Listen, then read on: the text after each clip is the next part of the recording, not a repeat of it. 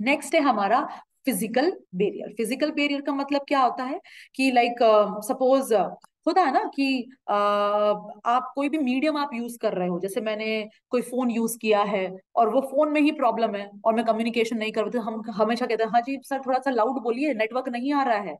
तो वो नेटवर्क की प्रॉब्लम नहीं है, प्रॉब्लम आपके फोन में है। तो फिजिकल बैरियर्स का मतलब क्या होता है, जैसे अगर आपने कोई फॉल्टी इक्विपमेंट यूज कर लिया, उसमें कोई फॉल्ट है, या आप जहां बैठे हो वहां चारों तरफ बहुत ज्यादा आवाजें हो रही है, या यानी आप जिस कैबिन में बैठे हो वहां पे डोर बार बार ओपन क्लोज हो रहा है, तो इस केस में सेंडर और रिसीवर दोनों को बहुत ज्यादा डिस्टॉर्शन होगा। डिस्टॉर्टेड का मतलब होता है हर्डल फील करे। उस केस में उन दोनों के बीच में जो भी कम्युनिकेशन होगा वो इम्प्रॉपर होगा।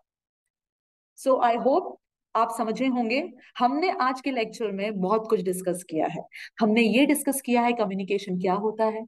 कम्युनिकेशन दो लोगों के बीच होने वाला आदान प्रदान है। आदान प्रदान का मतलब विचारों का आदान प्रदान, नॉलेज का आदान प्रदान, आइडियाज का आदान प्रदान। जब दो लोग एक दूसरे के साथ कम्युनिकेट करते हैं तो वो एक दूसरे से इंटरेक्ट भी करते हैं, एक दूसरे के साथ एक्सचेंज भी करते हैं, और एक दूसरे से वो ट्रांजेक्शनल एक्टिविटी में भी वो इन्वॉल्व होते हैं।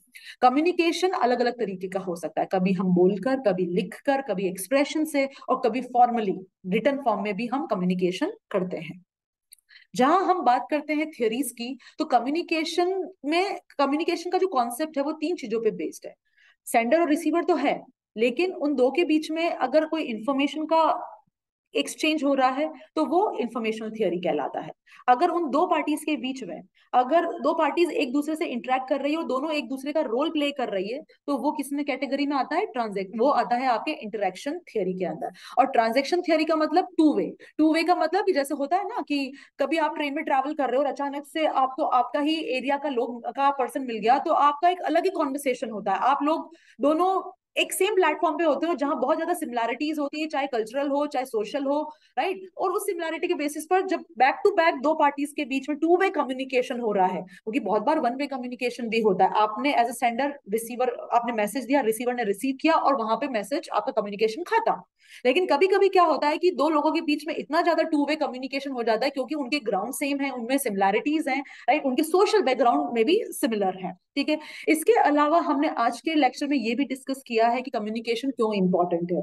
सोचिए कि अगर मैं आपका लेक्चर केवल एक्सप्रेशन के थ्रू बताऊंगी तो आपको समझ में आएगा, नहीं आएगा। तो हर अलग अलग तरीके की कम्युनिकेशन की अलग अलग क्या है, इंपॉर्टेंस होती है, ठीक है।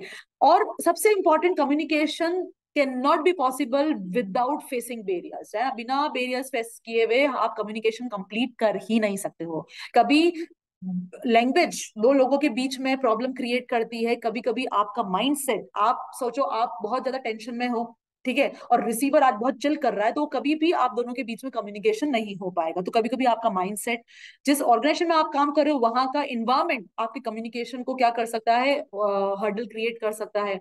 जो भी टूल टेक्निक आप यूज कर रहे हो वो सही नहीं है, आप जहां बैठे हो वहां का सराउंडिंग सही नहीं है, तो वो भी आपके कम्युनिकेशन में एक प्रॉब्लम क्रिएट कर सकता है।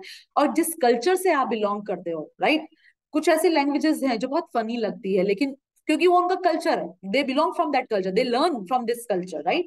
तो उस केस में अगर आपको उस कल्चर के बारे में नॉलेज नहीं है तो आपका कम्युनिकेशन उनके साथ बहुत रिस्ट्रिक्टेड हो जाएगा, ठीक है। तो ये जो हमने आज डिस्कशन किया है, ये किया है हमने एक कम्युनिकेशन के बारे में। और आशा करती हूँ कि आपको ये लेक्चर बहुत हेल्प करेगा आपके एग्जाम में। और एक सबसे इंपॉर्टेंट चीज जो मैं आप लोगों को डिस्क्राइब करना चाहती हूँ, दैट इज द कम्युनिकेशन। बहुत इजी टॉपिक है जो मैंने बताया है आपको, जो मैंने लेक्चर आपको दिया है, अगर आपने उसे ध्यान से सुना होगा, I am very sure you will be able to give the answers in the exams easily. Okay, चलिए, थैंक यू सो मच।